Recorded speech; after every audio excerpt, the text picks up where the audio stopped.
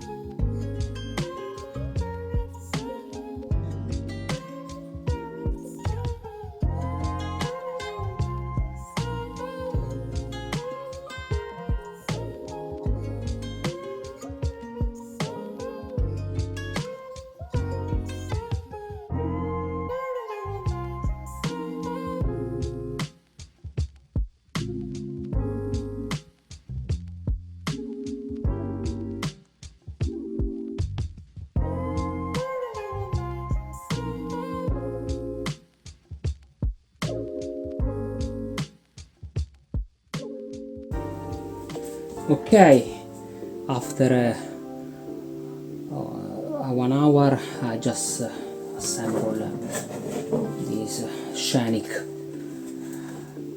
I'm so tired because I find some difficult to assemble, but I just finished this model. I really love the particular inside, and in the next video I show you how to paint in realistic mode. Okay, thank you so much to stay with me, and see you soon to another almost daily vlog. See you soon, bye.